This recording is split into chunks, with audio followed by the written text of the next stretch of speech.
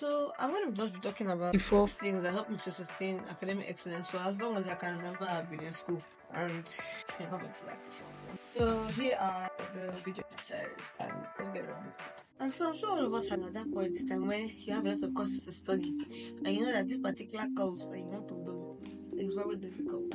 And instead of you to carry that one, I know it's difficult. I'm like, I don't like it. You now go and do that course. I know that even with your eyes closed, you can do it so easy. That is the worst way to go about it. And so the best thing that you can actually do for yourself in moments when you have a really big course to study and you don't feel like studying it is actually just to start with that course that you know that you're really bad at and just do it for like 5 minutes. And I'm sure you, if you do that course for at least like 5 minutes to 10 minutes to 20 minutes every single day, it's sure to become easier. And that's why that quote by God says that everything is hard until it becomes easy. If you actually want to overcome that course becoming hard, you need to actually pay more attention to it. Even if you feel can share that story for how she used to be the worst person in maths. And me, I can hardly believe that though, but she used to do maths every single morning, and that's how she ended up graduating like the best person in maths in her school. So everything is just down to effort. And so that leads me on to my extra tip. Sometimes you actually have a lot of things to do and you cannot really say this course is less important than this and stuff like that. And so we should just learn to actually like eat our frog. Important things to do if it's possible. Start from the least important thing. That can be done in the shortest amount of time that's also important, and do that quickly and move on to the next couple of tasks. So nobody is really like saying that passive recall is bad or anything. But when the test is tomorrow and you need to remember by force. Sometimes you really just have to pull in that active recall. The reason why I promote active recall so much is active recall has actually been shown to facilitate better retention. And what's the purpose of reading it if you cannot really recall the information, reproduce it, and use it? And so the 4 different ways I have been using active recall is number 1, mind mapping. I usually use this whenever I've not read a course in a really long time and I want to recall what I've read in time past. You just put the course or the topic in the middle, just draw out some from it, different topics from that particular branch, and try and see what you can remember, what the different points, the differences, the different facts and all of that. It just helps you to draw from your memory what you know is already there.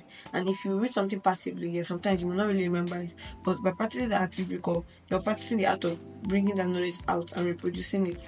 Then the second one I want to just talk about setting questions and using those questions as you're going through the reading. Like now, let's say you're reading a bulky course, setting questions will be really helpful because you can be writing, okay, what is this, what's the difference between this, and as you keep going through and reading all those plenty volumes of text, you just keep going back to the questions and answering them to ensure that you're not just reading for 2 hours, and once you're done with the 2 hours you cannot remember what you read. What's the purpose of that your 2 hours in the end? And then number 3 for me with past questions. Past questions, it really helps with trying to see if you can actually apply the things that you've actually learned. And if you cannot apply the formulas you've learned, you don't really like it. And so past questions just really helps you to apply what you've learned. And then number 4, teaching people. Sometimes people might not think that you're really savvy, so they might not want you to teach them. But just practicing to teach somebody on a fake board or something like that, it just helps you to be able to understand it better, because the only proof that you can really understand something is if your ability to communicate it to others. I cannot really teach like that, but having the opportunity to share the knowledge with other people, it also kind of helps with me to retain it in my mind. And so number 3 for mnemonics. I always use mnemonics all the time. Me and mnemonics 5 and 6.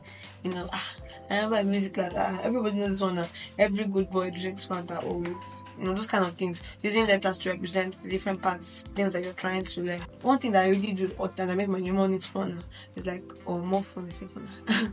Using the names of your friends or companions, people around you inside the mnemonics now. So an example of mnemonics now would be, for example, SIN, features of ideal fluids, S, steady flow, I, incompressible flow, second I, irrotational flow, and non-viscous flow. Things like that. It's just going to help you to remember your things so much easier. It's just going to reduce your stress. And if you've had any mnemonics that you've used in the past that completely saved your life in an exam, I can totally relate. Be sure to comment it down below. Let's talk about it together.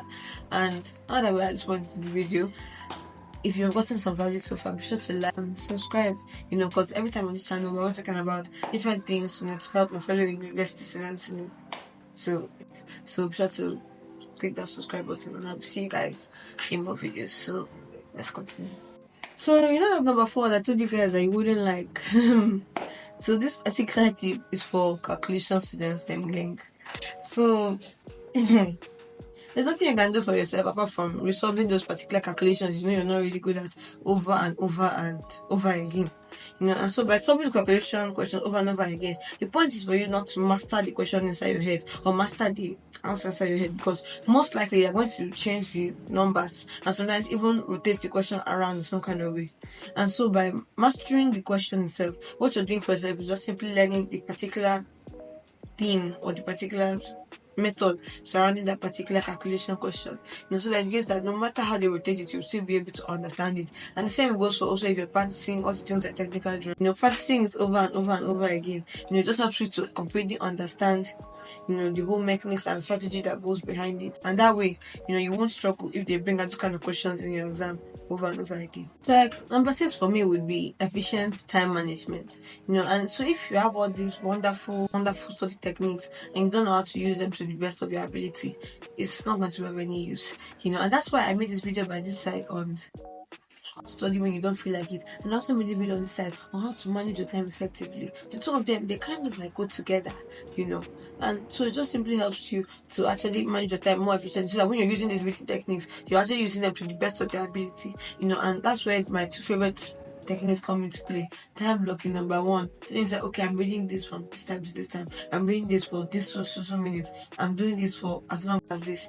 And so that way, you actually be able to use your time to the best of its ability. And I only use Pomodoro sometimes when I don't really feel like studying, And I'm going to just talk about the depth of when you don't feel like studying in this video on this side. You can check that out later. So, anyways, guys, if you're looking for a video to talk about how to manage your time more effectively as a student, so that you can avoid stress, anxiety, and the likes of them, I'll be leaving a link to that video on this side here. I really hope you guys enjoyed this video. And if there's any of these things that you've done before that you can really relate to, just comment down below. Let's discuss about that. And I guess I'll see you guys another day on this channel. Love you guys so much. Please so God bless you. Bye, guys.